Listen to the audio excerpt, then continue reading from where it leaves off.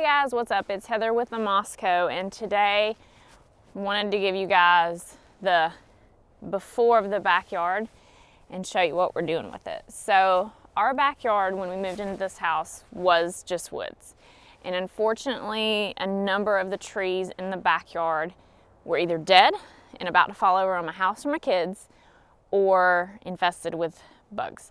And so we have spent the better part of the fall, the winter, and the spring taking out these trees.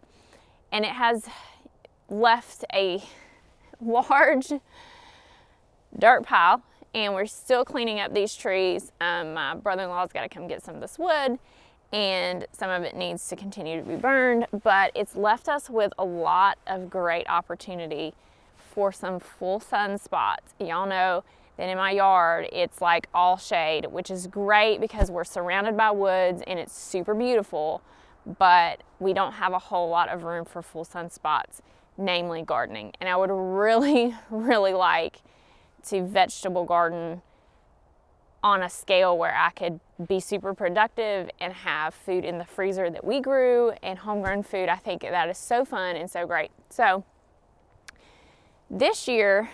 this fall, we're gonna put in grass. We don't have a large grassy area for our kids to play, and we need to put in grass back here. But in the meantime, I would like to have a nice, big, productive vegetable garden, but it can't go back here eventually because this is gonna be our grass area for our kids to play in our lawn. But in the meantime this summer, I have the opportunity to create my vegetable garden back here. So I wanted to show you what we're working on with that, because I think we're gonna in the next day or two start cultivating that area. So let's go look. So if you look, the house is here, and here's all the trash. This is a rock, fake rock that covers our well. But this area over here in front of the swing set is gonna be our vegetable garden this year. So let's walk over that way.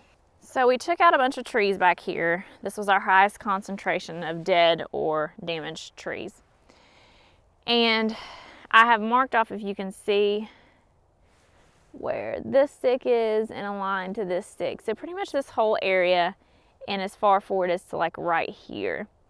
We're gonna get some compost that I had delivered, dump it on here. Jason's gonna till it all in, and we're gonna lay drip tape on it and start our vegetable garden here this year. So I'm super excited about that.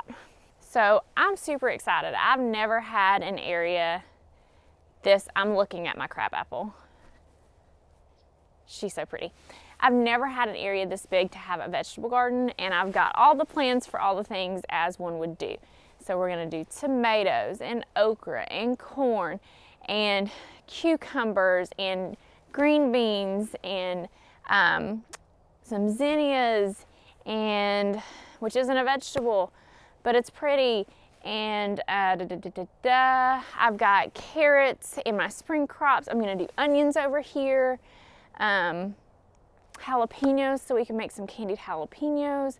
And I want to can all the things, and I'm just super excited. So I wanted to bring y'all on this journey because right now it looks like a pile of disgusting dirt out in the middle of nowhere, and we're going to make it into a vegetable garden. So step one is going to be that Jason is going to bring the tractor out here, dump in all the compost that we had delivered, and till it in, and then we're going to lay drip tape in 3-foot rows, 3 feet apart. And I think the area is about 30 feet wide by 25-ish feet deep. And we're just gonna have a great time with it. So let's get started.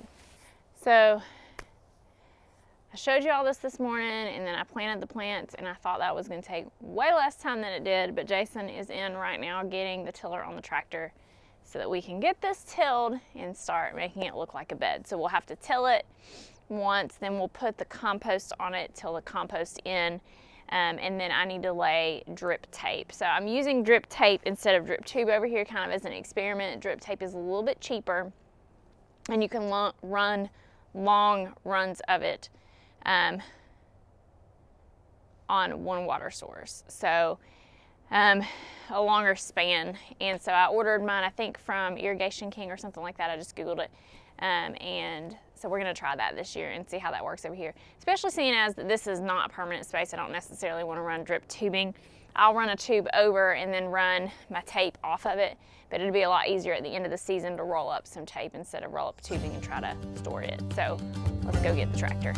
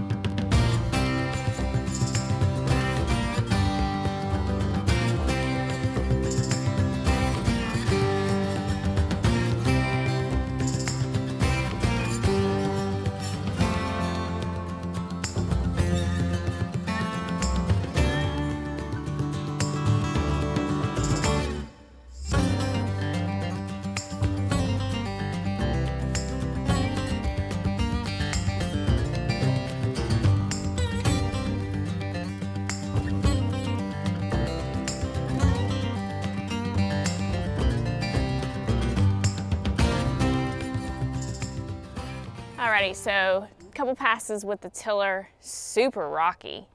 Look like dadgum Flintstones in here.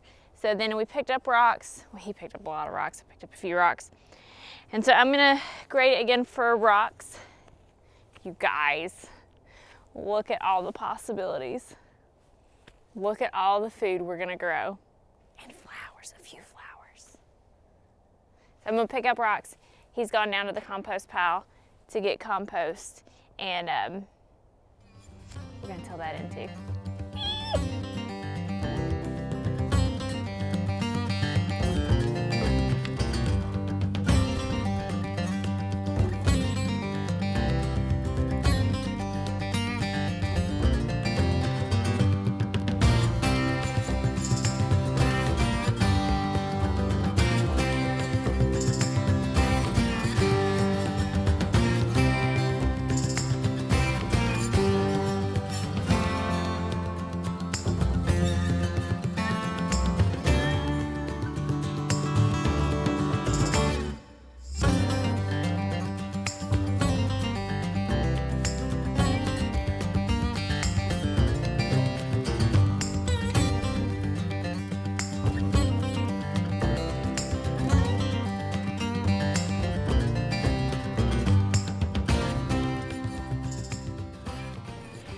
So here we have it.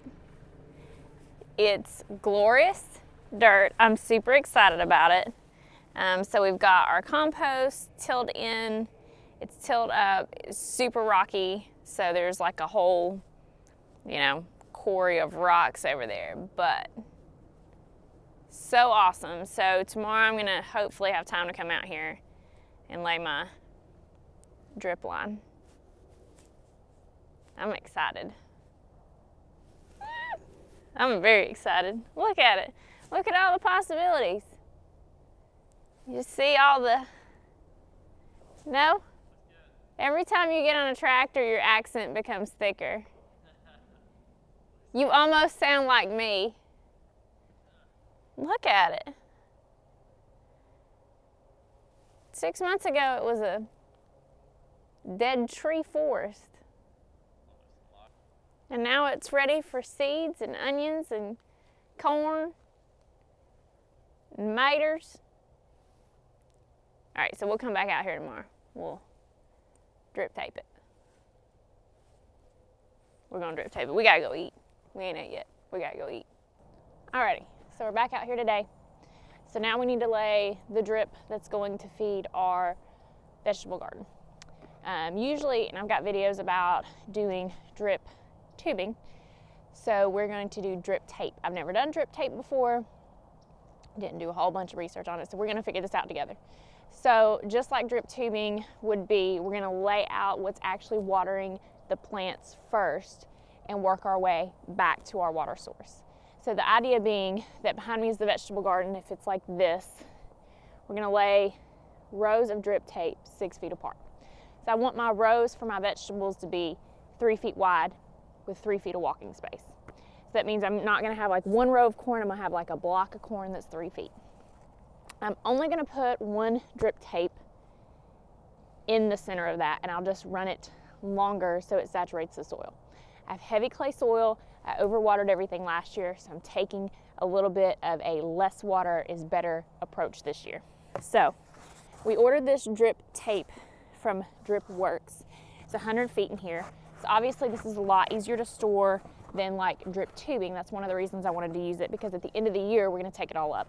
Also, it's cheaper, and this isn't a permanent area. So you can also run more water through this from one source than you can drip tube. So that's another benefit.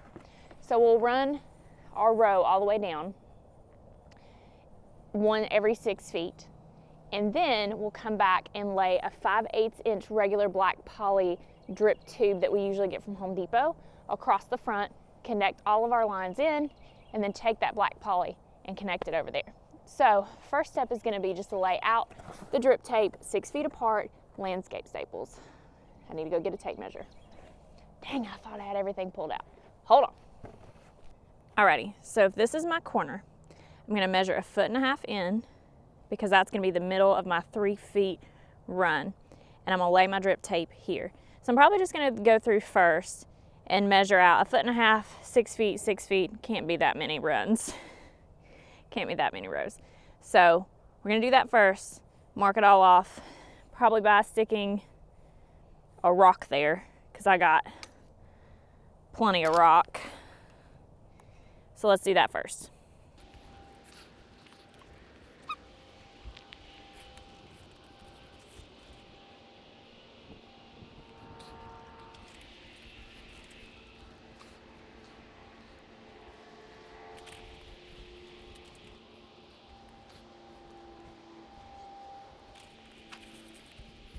So that worked out to be 4 rows, 6 feet apart. Let's get out of the glare. I mean, it looks ethereal and stuff, but y'all can't see. Well, the sun's coming up on this area, which is really great because I'm cold out here. It's like 50-ish degrees, and that's not in my wheelhouse. But also 90 is not in my wheelhouse, so could we get some like just 70 days? Anyhow, so now we're gonna lay our drip tape on each one of those lines and just landscape staple it down just front to back.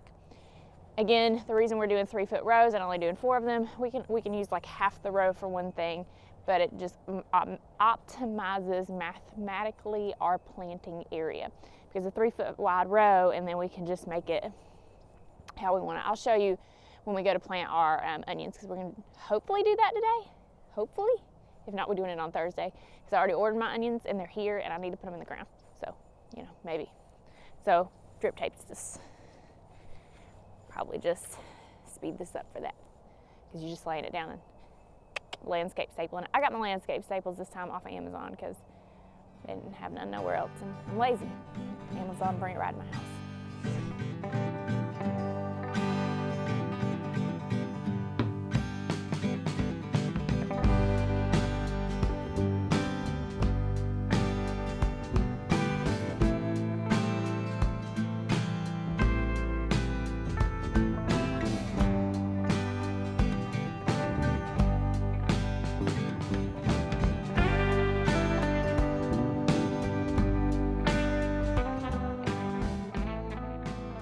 Alrighty, so hopefully I'm not squinting.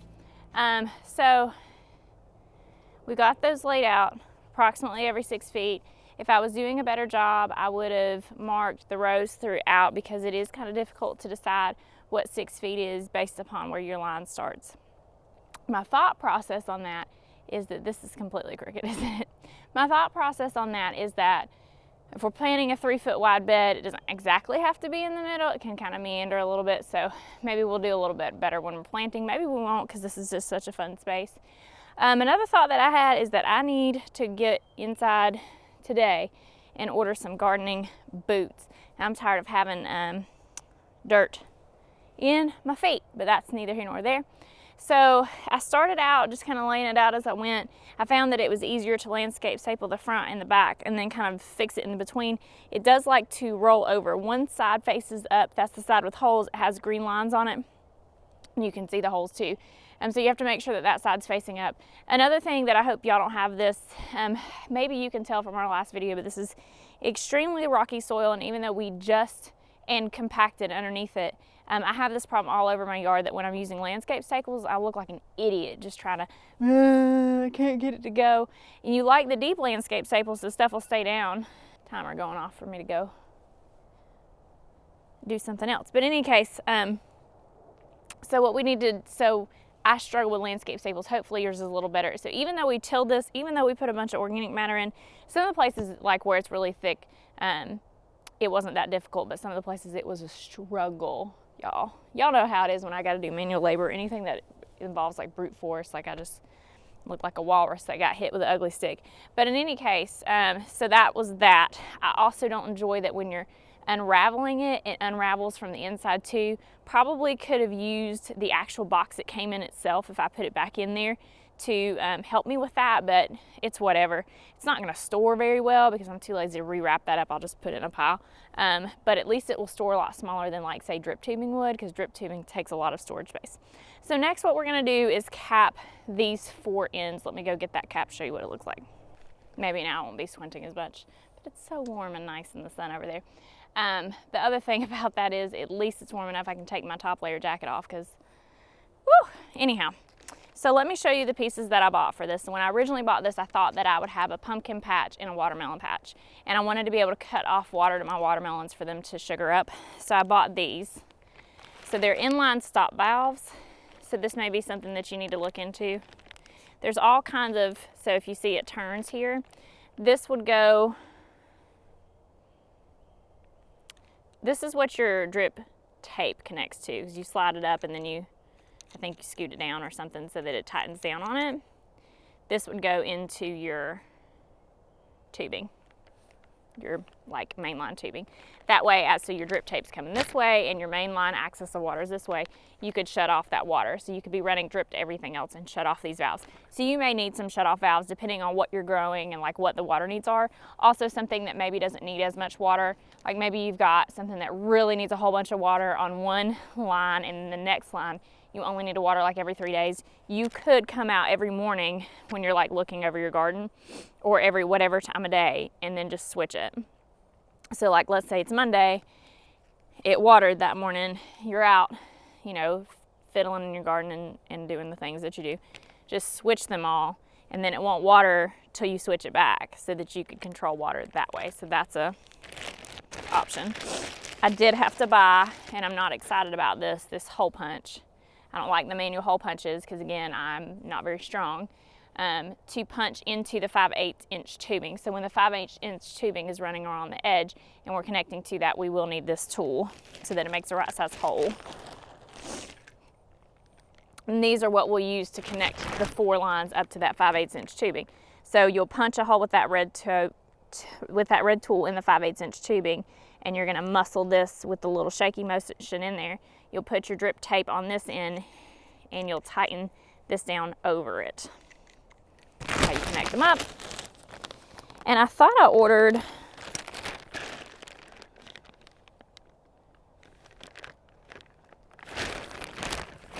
I got way more of these than I needed.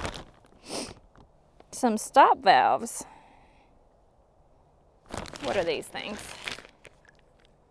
Yes. So these are stop valves. So this is what we're going to use right now. So we're going to go to the end of each one of those 4 lines. We're going to slide the end piece of the drip tape in here and tighten it down. And then this even has a little thingy so you could stick it in the thing. So let's go over there and try that out, see how that goes. I don't know if I'm going to need gloves. I'm going to try without gloves because I think I'll have more dexterity.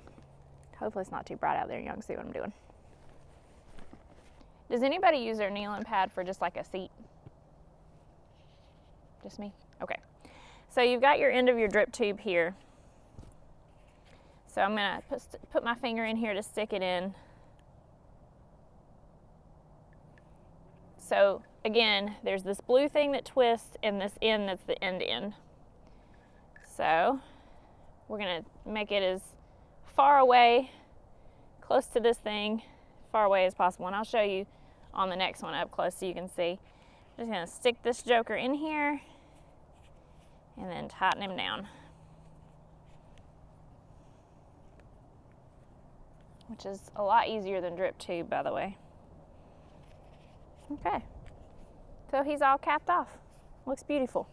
And I could, if I was adventurous enough to try to landscape staple into this, try to landscape staple this down, but I am not. And again, this is a temporary space. So also, this is my kid's swing set. It was beautiful when Grandma and Poopa bought it for Jackson's first birthday, and we have not taken the best care of it, and it lives in a dirt pile, so we probably need to upgrade that, even though Jackson is now old enough that all he cares about is not a swing set, which makes me feel really sad and old. Just turned 9. But in any case, that is part of the reason we would like to grass this all for next year, so they have plenty of places to play, and we'll see about upgrading that swing set since one of the kids is too old for it now. But let's do the next one and I'll show you up close how it's done. So again, you've got your blue thing. We're going to screw it all the way open. I'm going to stick our drip tubing on this part and then screw it back down.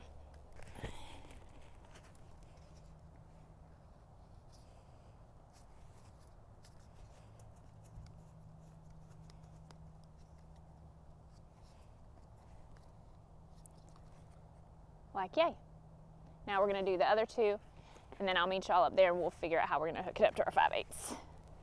Alrighty, so this is where it's going to get a little bit more interesting for us because I'm not 100% sure I have enough black poly.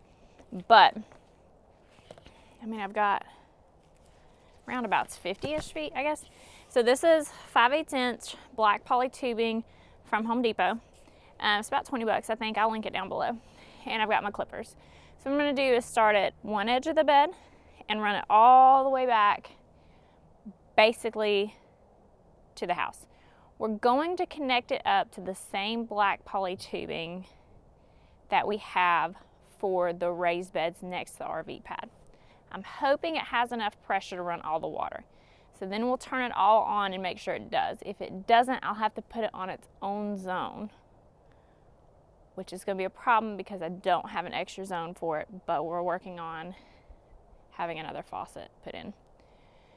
So first things first, we're going to lay it on one end, bring it to the other, and bring it over here.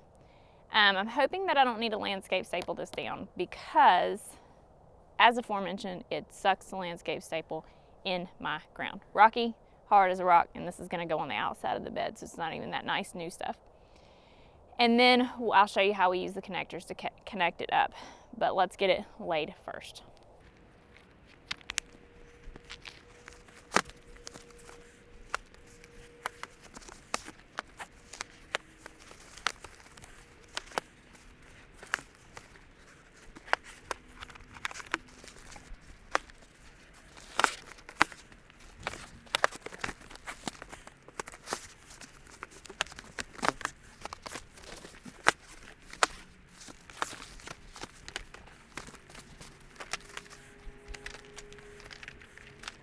All right, so you'll notice that as we walked and undid it, we unsquirrelied it, so flipping around, I saw someone else do it and that's life-changing.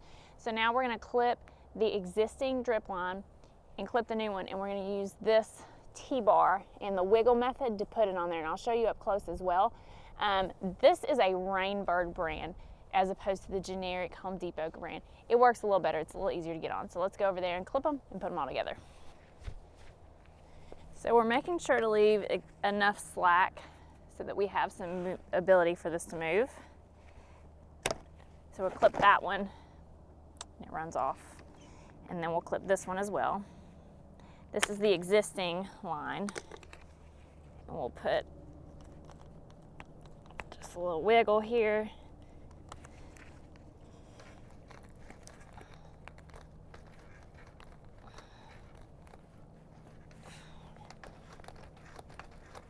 And get that on just like that, and I'll grab that line and put it here. Let's say it's not enough pressure and I have to redo this. What I'll do is clip this part out, put a new black piece in with two like regular barbed pieces, and then it'll be all fixed. Let's say you accidentally clip this or cut this, no big deal. Just add another piece, done it a million times. Run over these with a car and they've broken and had to redo it, so, you know.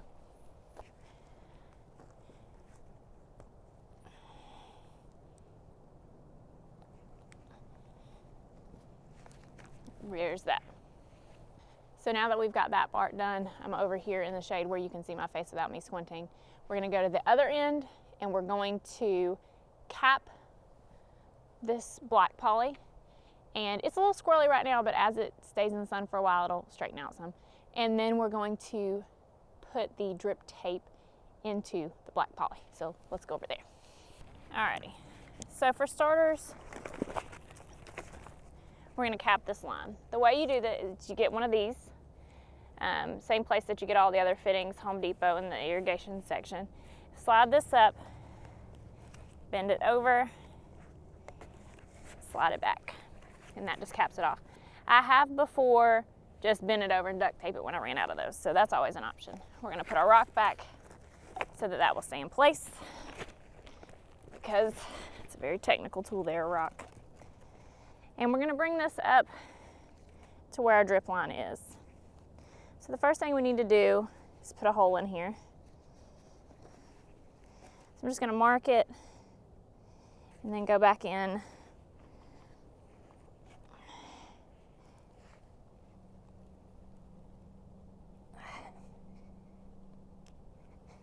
All right, hole achieved. How do I get that thing off there? Now, we're going to take our hole that we just created right here and stick this guy in it.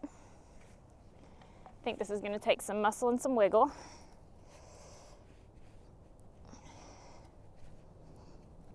Alrighty, well that sucked. So we had to use pliers to bend the tubing a little bit to get it to go in there. But you stick that part in there, and now the easy part should be same thing we did on the other end. You place your drip tape.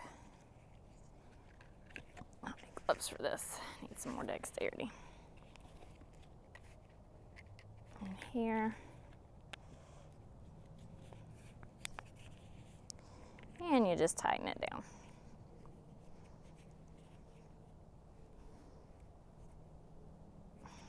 All right, so that one's done.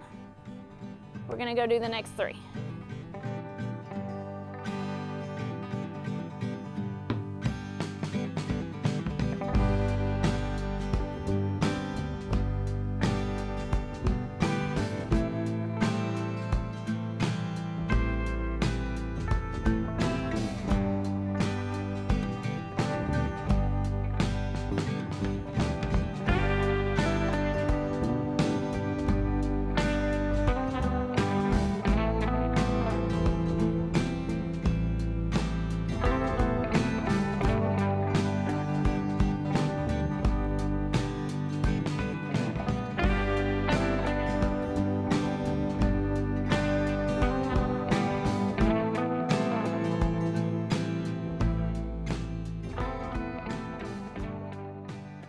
So we got all that done.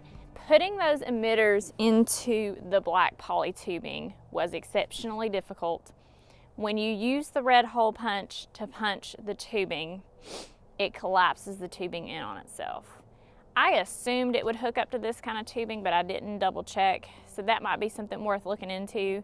Maybe we needed like a 1-inch or something like that, but it would collapse in on itself. So we'd use a pair of pliers to kind of hold it open and then put the actual emitter in, or not the emitter, but the coupler in. So consider that. Jason ended up having to do it for me. Thank goodness it was only 4 and not the 20 I had originally purchased. So let's take a look around. I'm not going to be able to test it out right now because Jason is fixing my hose bib. It's got a crack in it. Ain't nobody got time for that. So he's taking that apart and putting a new one on. But let's go take a look at how it's hooked up, and then we'll be done because my kids are getting kind of restless. So let's go look. Alrighty, so over this way, this is the black poly that goes to my house, to my hose bib, and be hooked up on a timer, like we've hooked up other things before. I'll link a video in the description of drip irrigation for beginners so you can see how to hook black poly up to your hose bib to run all kind of irrigation, drip irrigation. So then it comes this way. I'll try to move slow. Just squirrels through the yard here. Again, this is all temporary, so it doesn't matter. And then it comes over here.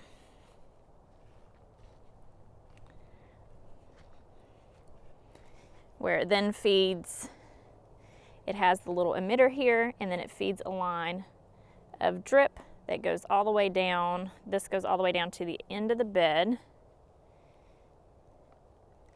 where we've got those end pieces going. So we've got a grid here of 4. And again, once I have access to water, I will turn it on and see what it takes to saturate kind of a 3-foot section. Again, we have clay soil, even though we've amended it here, it will hold water pretty well, and we're trying not to overwater. So hopefully this will be enough. If not, we'll have to come out here and put more lines next to these. But 3-foot wide bed, 3-foot wide, what's that called? Row with 3-foot empty to walk between, and we'll have 4 of those so that we can do, you know, the first section will be onions and the next one will be tomatoes or whatever it needs to be. So that's it. So it is ready. It is ready for all the things, all the possibilities, all the food. I can't wait for it to get filled up and have beautiful green back here instead of brown patch of dirt. But this brown patch of dirt is just so many possibilities. I'm super excited about it. So that is going to be it for me in this video. I'm super, super excited to be able to plant some things this year. Again, I've already gotten the raised beds going: carrots, beets, cilantro, lettuce, potatoes, all of my root vegetables, so I don't have to try to grow those in my super clay soil.